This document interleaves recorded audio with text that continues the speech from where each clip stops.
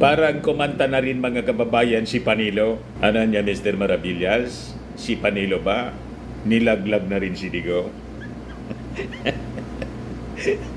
Hindi pa man po.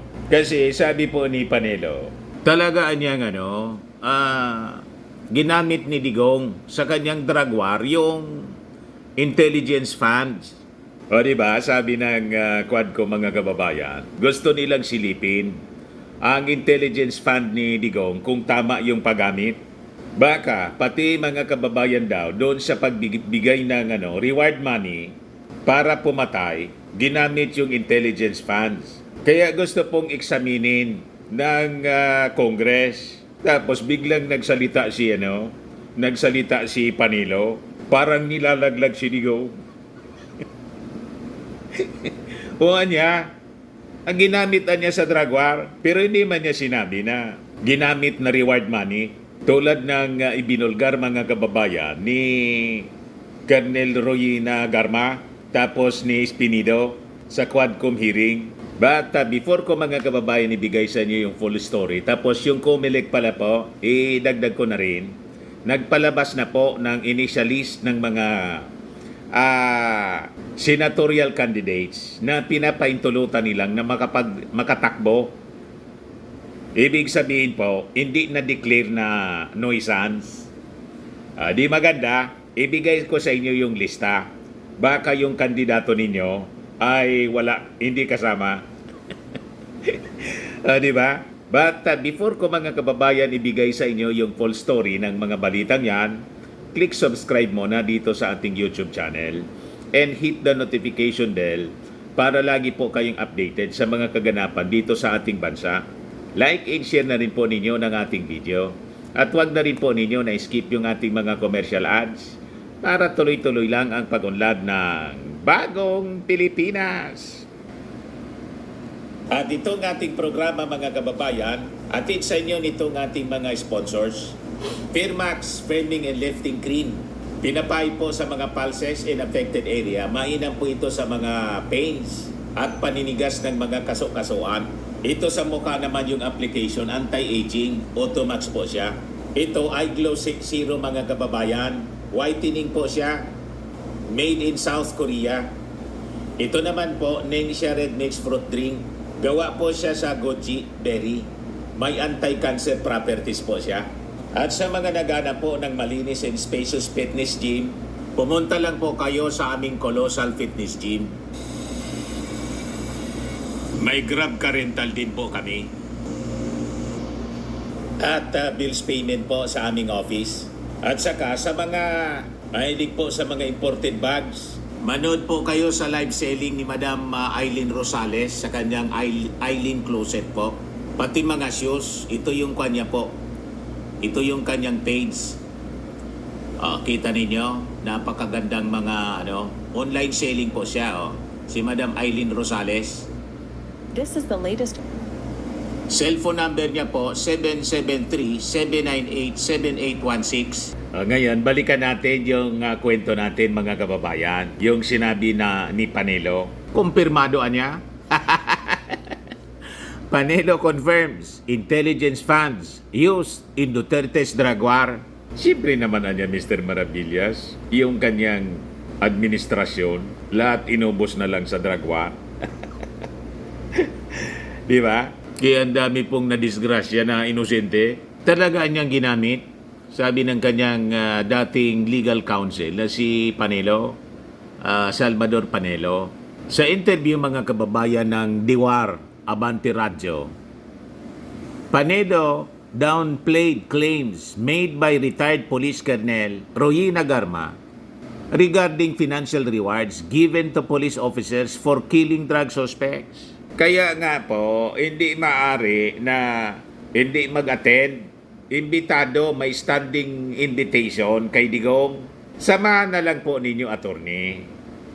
Importante, under oath siya na magsasabi. Pero yan mga pa-interview ninyo. Walang epekto yan sa ating mga mamamayang Pilipino.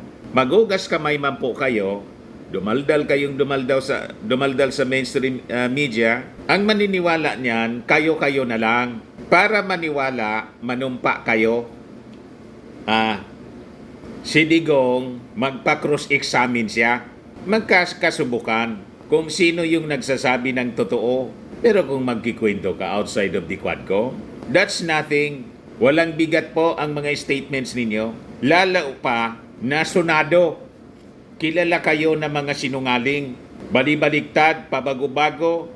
Iba-iba yung mga pinalalabas na mga statements. Imagine, sabi ni Digong, wala daw siyang utos na pagpapapatayin. Recorded po sa mga pronouncement niya, public pronouncement. Laging bukang bibig niya yung kill, kill, kill. O di ba? May isang video nga, may sinabihan siya. Bakit buhay pa niya yan? Yung testimony ni Iloilo City Mayor, dating Iloilo City Mayor, Jed Mabilo, naalala ninyo? Yun na niya yung statement ni Digong. Kaya napilitan siyang umalis ng ibang bansa at kababalik lang po mga kababayan. Then nag-execute ng affidavit sa Quadcom kasi pinangalanan siya, nilista siya mga kababayan. Nasa drug watch list. Ngayon, yung presidential list mga kababayan, hindi man pala yun verified. You see? Yan ang lumalabas mga kababayan sa investigasyon. So ibig sabihin, kung sino yung gustong pangalanan ni Digong doon sa kanyang lista, yun na yun. So matindi po. Kaya nga po, iniimbestigahan ito ng Quadcom para mabigyan po ng hustisya yung mga naging biktima na inosente po. At hindi na po ito maulit in the future. Yung sobrang pag-abuso sa posisyon ng mga leaders. So, yung argumento po ni Panelo, yung mga police officers anya do not require additional monetary incentives to carry out their duties, including neutralizing drug suspects. Instead, he emphasized that the intelligence funds were essential for gathering information on drug syndicates and supporting the broader anti-drug campaign. Kung totoo yan, na gathering of information lang yung pinagamitan as the legal basis for releasing intel funds, so tama lang po na para masiguro na totoo yung sinasabi ninyo, silipin. Ito na ngayon po yung gagawin ng Quadcom. Sisilipin nila yung paggamit ng intel funds ni Digong. So magkakaalaman na ngayon, mga kababayan, parang yung confidential funds mo ni Inday na nalunok for 11 days. Nang tingnan po, mga kababayan, 73 million ng 125 million pesos disallowed. Mali yung paggamit. Kaya dinisallow po ng COA. Malamang sa malamang, yan din po ang mangyari dito sa Intel Funds na iimbestigan po ng Quadcom. So as a background po, during the Quadcom hearing, Garma alleged that Duterte had discussed plans to expand the so-called Davao model after the 2016 elections, which reportedly involved cash rewards for police officers based on the status of the suspects they neutralized. Panelo suggested that Garma, currently in detention at the House of Representatives, may have been pressured into making this statement against Duterte. The House Quad Committee continues to investigate extrajudicial killings and other issues related to the previous administration's drug war. Na-pressure lang daw. Kaya nilaglag ni Garma si Digong, si Bongo, pati si Bato. Tingnan na lang natin after na isagawa yung investigasyon sa paggamit ng intel funds ni Digong. Ngayon, hindi pa natin masasabi na itong depensa ni Panelo ay tama at totoo.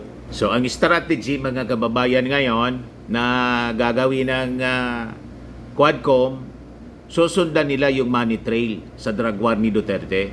So, ayon po kay co-chairman na sina Manila 6th District Representative Benny Abante at Santa Rosa City Representative Dan Fernandez, ang joint panel niya ay humihingi na ng tulong sa AMLAC, Anti-Money Laundering Council, upang sundan ang daloy ng pera na may kaugnayan sa mga operasyon ng war on drugs ng nakaraang administrasyon. Ang hakbang na ito ay bunsod sa pagsisiwalat ni dating General Manager ng Philippine Charity Sweepstakes Office na si retired Police Colonel Royina Garma na nagsabing ang mga cash rewards daw para sa pagsasagwa ng AGK ay ipinasok o ininaan sa bangko. Si Garma na kinilalang malapit kay dating Pangulong Digong nagsiwalat ng reward system sa mga pagpatay at detalyadong inilarawan ang kaugnayan nito dito ni na Duterte at ang kanyang malapit na kaibigan na si Senator Bongo. So, ayon kay Abante, the Quadcom will leave no stone unturned. Those who profited from the killings must be held accountable, anya. And the AMLAC is the key to tracking down these illicit transactions that led to the deaths of innocent civilians. So magkakaalaman na mga kababayan sa mga susunod na investigasyon, hearing ng Quadcom. Ang tawag ng mga nausog vloggers, Quadcom. Huwad na committee daw po, mga kababayan. Binabaliktad ninyo. Ang huwad po, yung drug war, lumalabas, yung kakompetensya, yun ang tinugis nila. Yan ang lumalabas po sa investigasyon, mga kababayan. O ngayon, yung mga kandidato, mga kababayan, sa pagkasenador, ito na yung partialist na pwedeng magpatuloy sa kanilang pangangampanya kasi hindi sila na-declare na nuisance. Yan po. The COMELEC releases the partial list of 66 senatorial aspirants who will be included in the ballot for midterm polls. Number 1 yung kandidato natin, no? Si Abalos. Abalos, number 1. Yung iba rito, hindi man mga kilala. O ito si Paulo Aquino, si Bam. Yan, hindi man kilala yan, mga taong yan. Si Binay, si Abi Binay. O ito si Bondok, yung kandidato ng PDP. Sumama yata ito sa PDP. Yung singer, Jimmy Bondok, si Bong Revilla, Bosita, yung congressman, si Brosas, yung Makabayan. Ito hindi man kilala po. Hindi mga kilala. Ito si Teddy Casino, si Franz Castro, si Cayetano, si Pia, itong si Angelo Castro, hindi man din kilala. Ayan po, si Bato de la Rosa, ito hindi man mga kilala. Ito si Luke Espiritu ito. Si Mark Gamboa po, independent Mark Gamboa, nakasama po si Bongo, si Norberto Gonzales, si Gringo Nasan. Yung iba hindi man natin kilala. Si Ping Lacson, si Lito Lapid, si Wilbert Lee, yung congressman. Ito si Marcoleta, si Amy Marcos. Ito hindi man kilala. Martinez, Mata. Yung si Dr. Mata yata ito, Richard Mata. Ito si Matula, yung peasant worker na magpa-file daw ng disqualification case kay Pacquiao. Misrepresentation. Ito si Lisa Masa. Sino to? Si Heidi Mendoza. Ito si Dr. Joey Montemayor Olivar. Si Doc Willie Ong, Action Democratic ko pala. Si Manny Pacquiao, si Kiko, si Colonel Kirubin, si Pacquiao. Ayun, hindi man dito kilala. Si Willie Revillame, si Vic Rodriguez, kasama din. Ayan, hindi man kilala. Luis Singson. Si Governor Singson, si Chavit, si Tito Sen, Topado, si Tol Tolentino, si Tulfo, yung dalawang Tulfo, Ben Tolfo, Erwin Tolfo. Hindi naman si Camille Villar. Yan.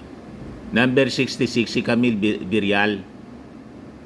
May Leandro Berceles palang kumakandidato. So yan po yung partial list na nirelease po ng COMELEC na isasama nila sa official list of senatorial candidate. Kasama po si Mark Gamboa. Di okay. Hindi siya naisali sa Noisans. Okay na? Pwede na? Sa mga naghanap ng malinis and spacious fitness gym, pumunta lang po kayo sa aming Colossal Fitness Gym. We also offer Grab Car Rental with our brand new 2023 model ng Toyota Innova. We also accept booking for those who are planning to travel via PAL, Cebu Pacific, and other airline companies, local and international, and bills payment for Meralco Bills, PLDT, Aleco Bills, etc.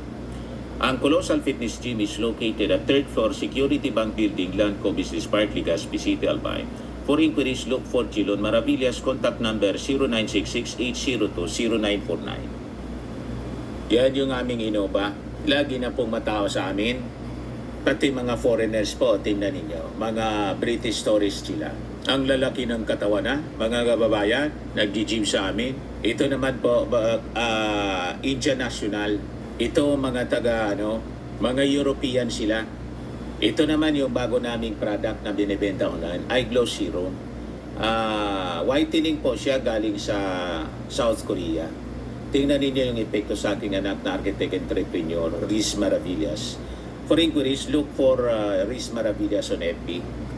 Ito naman po, Firmax Firming and Lifting Cream. Pinapahid po ito sa mga pulses and affected area. Mainam po ito sa mga pains at paninigas na mga kaso-kasuan. Ito po, Automax Radiant Serum. Sa mukha naman yung application. Anti-aging po siya. You will look 10 years younger than your age. Sa mga cancer patients naman po, baka lang gusto ninyo itong itry. Nengxia Red Mixed Fruit Drink. Hindi man po siya gamot, food supplement siya. Kaya lang, gawa siya mga kababayan sa goji berry. Yung goji berry may anti-cancer properties. Yung mga inquiries ninyo, dumiretso na lang kayo sa aming messenger sa Facebook para masagot namin agad. Ayos po. Ako po si Dante Maravillas. Bye-bye. God bless.